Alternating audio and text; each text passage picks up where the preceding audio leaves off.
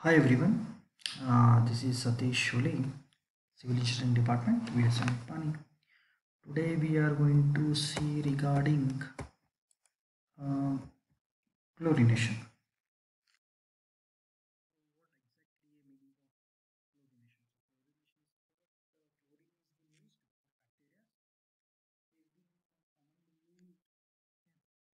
Used in developing countries. So chlorine is available in form of gases, liquid and solid, especially in the bleaching powder itself. So when we add in chlorine, hypochlorous acid and hypochlorite ions.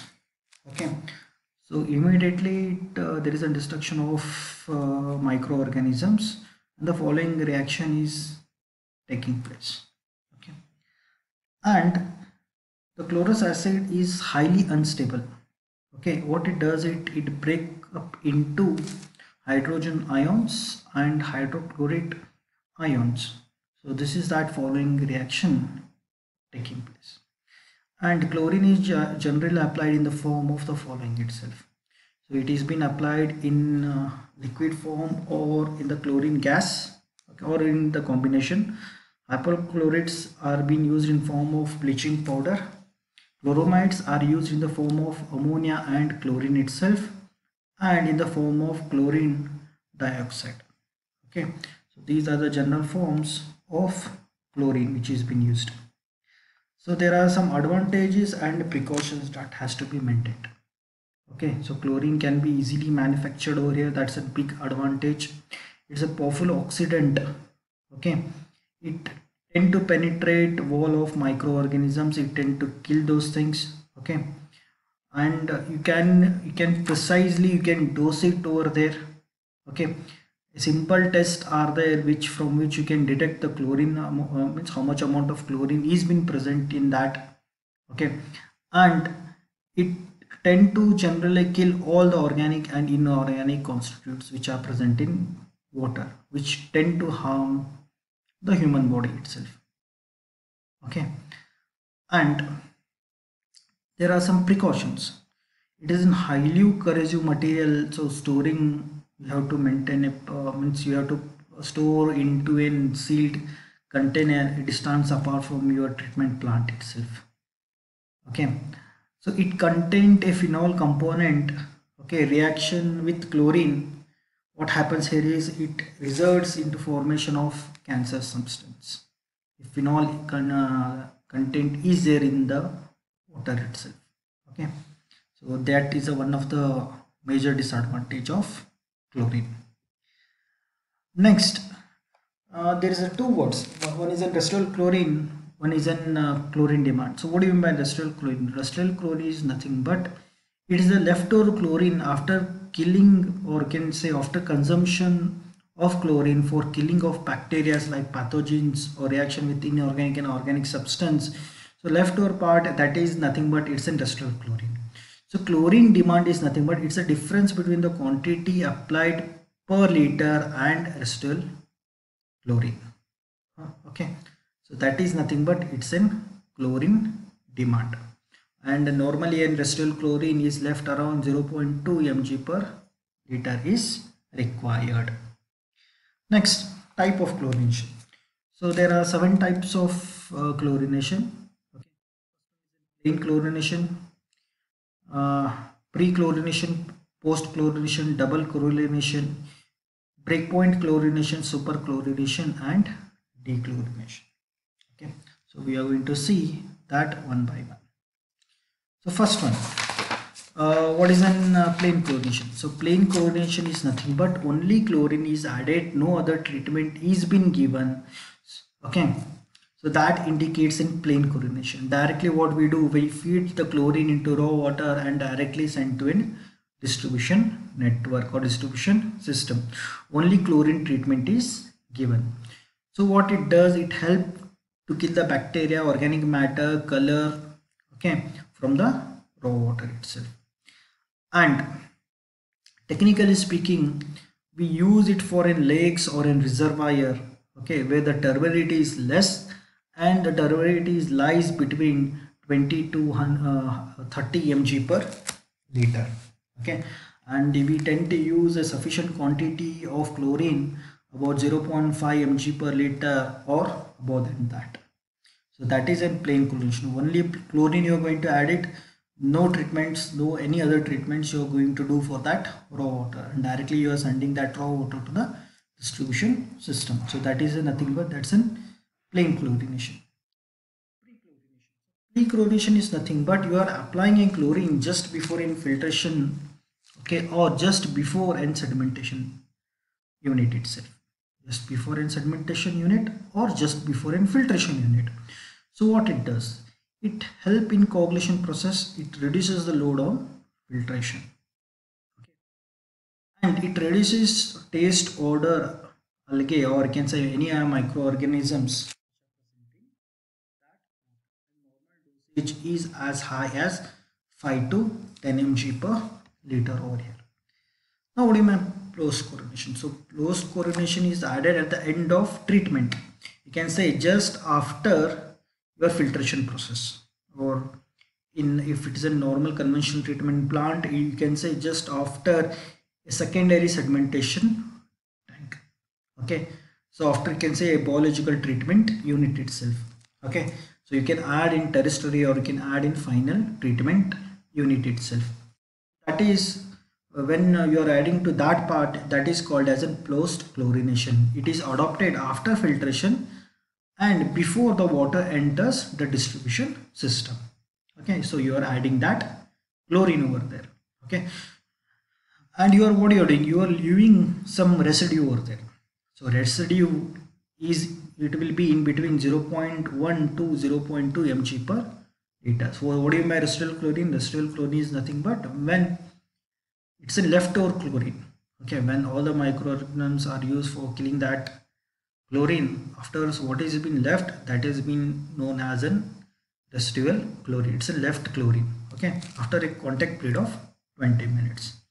So why this residual chlorine has been left? Residual chlorine has been left because if there is a further contamination has been taking place, that chlorine will look after that future contamination part. So this is all about post chlorination. Next, double chlorination. So double chlorination is nothing but it's a twice chlorination. You are doing chlorination part twice, okay, to that raw water. You are doing pre-chlorination as well as post chlorination. So that is generally termed as an double chlorination. So why we are going to do it? If water is highly turbid, is a highly pollutant present in that, okay, for those cases you are going for double chlorination method. Now this is an important term. What do you mean breakpoint chlorination? Okay, it is at the point C. Okay, so breakpoint chlorination is nothing but, in usual term what I can say is nothing but after whatever the chlorine is been consumed by a microorganism, whatever chlorine is been left, when you add again further chlorination, it becomes residue or it becomes free chlorination. Okay, or can you say it becomes a free residual chlorine itself. So that is called as breakpoint of chlorination.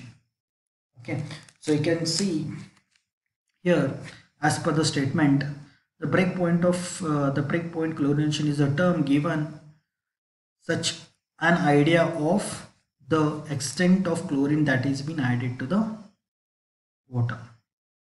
Okay, so how much extent you are going to add means beyond that what happens there is it becomes in residue. In fact, that the dosage beyond the chlorination part which further added, which represents as an free chlorination.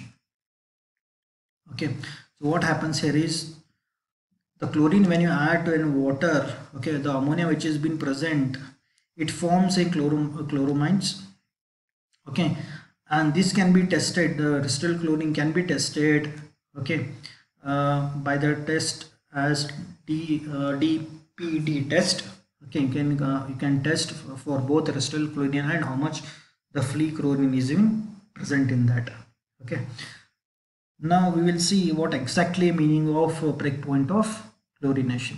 Okay, imagine that you are adding in a tank, you are adding chlorine. Okay, for killing the bacteria. So there is a graph which has been representing this. This is an residual chlorine in terms of mg per liter. This is applied chlorine. Okay, so what do? You tend to add chlorine. Okay, and chlorine is been consumed by killing the bacteria, and the amount of chlorine shall be slightly, it means what you want to say in this further part is, see, residual chlorine will be always less than whatever chlorine you are adding. For example, if you are adding say around 10 mg per liter a chlorine, okay, your residual chlorine will not be at 10 mg per liter, but it will be slightly less than that. It may be a 4 mg per liter, it may be 3 mg per liter. So that meaning itself. Okay, so what happens from the point A and B, it will be slightly less. Okay, beyond that point B, what happens that the organic matter will get oxidized and chlorine consumption will take place, and suddenly there is a falling graph which is being represented in terms of B and C. Okay, at the point C, when you add a further chlorination, what happens that it will be equal to free chlorine, because it will be not being consumed, because there is no microorganisms to consume that chlorine or to kill that microorganism. There will be no chlorine, sorry, no microorganisms will be left over there, okay, to oxidize. So whatever will be there, that will be in free chlorine itself, okay, and nothing will be left for utilization over there. So this point C is nothing but it's a point called as an what, breakpoint of chlorination. Okay, beyond this point what happens, there will be a free chlorine. Okay, and you can see here what it says that beyond point C, the further addition will equal to free chlorine, and since nothing shall be left for utilization. So this point C is nothing but it's a breakpoint of chlorination. Okay, and generally what we do, we keep some residual chlorine, okay, near to 0.02 to 0.3 mg per liter as free chlorine, because it should take care of further contamination. Okay, so that we are going to look after that. So what is in superchlorination? So superchlorination is nothing but you are keeping some excessive chlorine over there. It is around 0.005 to 15 mg per liter for a contact period of 10 to 30 minutes. Okay, under what circumstances? Under where there is an heavy pollution present and during a epidemic breakout. Okay, especially waterborne diseases. So what we do, we put up in superchlorination. You add a huge quantity of chlorination beyond a break point. Okay, about 1 to 2 mg per liter beyond the breakpoint chlorination. Okay, but the desirable limit of chlorination dosage is around 0.1 to 0.2 mg per liter. Now dechlorination. So dechlorination is nothing but you are removing the chlorine from the water itself. When you add a superchlorination, that superchlorination sometimes it will be harmful for the human body itself. Okay, it will be beyond the desirable limit. So you need to reduce that chlorine. So for that, okay, go for dechlorination, and you tend to keep the chlorine beyond a residual chlorine of 0.2 to 0.2 mg per liter, which is in recommended. You try to keep this one. Okay, so in the dechlorination part, we use certain chemicals, or what we do, we simply aerate the water itself. Okay, so whatever the chemicals which are being used for dechlorination process are called as dechlorating agents. Okay, such as sulfur dioxide gas, activated carbon, sodium thiosulfate, and ammonia. When sulfur dioxide gas is being dosed of 0.3 to 0.6 ppm for a contact period of 10 to 15 minutes. Okay, so for this one, if you do it, there is a dechlorination taking place using sulfur dioxide, and ammonia is also being used as a dechlorination part. Okay, it is very much effective and economical also. Okay, so this was all about chlorination. Thank you very much. Stay home, be safe. Okay, so wait for my further lectures. Thank you very much.